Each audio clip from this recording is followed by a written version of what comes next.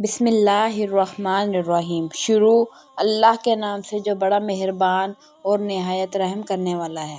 رمضان کی چاند رات برکتوں اور رحمتوں سے بھری رات ہوتی ہے جس میں دعائیں قبول ہوتی ہیں۔ اس رات میں خاص وظیفہ پڑھنا بہت فضیلت رکھتا ہے۔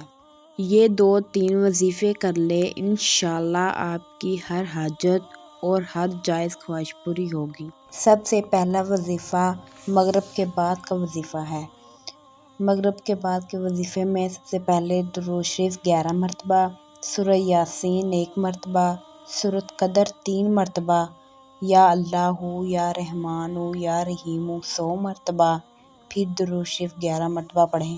وظیفہ کرنے کے بعد دعا مانگیں، یا اللہ رمضان کے چاند کا نکلنا ہمارے لیے برکت، رحمت اور مغفرت کا سبب بنا دے، ہماری تقدیر میں جو بہترین ہے وہ لکھ دے اور ہماری ساری مشکلات دور فرما، آمین۔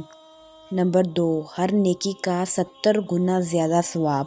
رمضان کی چاند رات کی عبادت کا ثواب 70 گنا بڑھ جاتا ہے، اسی لیے یہ وظیفہ بھی کر لیں۔ 100 مرتبہ استغفار پڑھیں، استغفر اللہ ربی من کل ذنب واتوب الیہ۔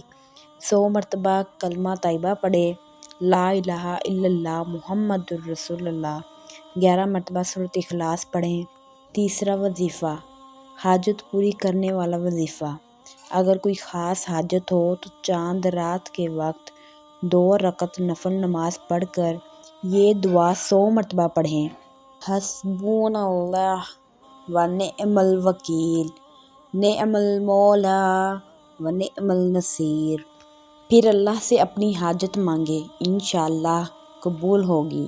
چاند رات عبادت کا بہترین وقت ہے، اس لیے زیادہ سے زیادہ دعا اور استغفار کریں۔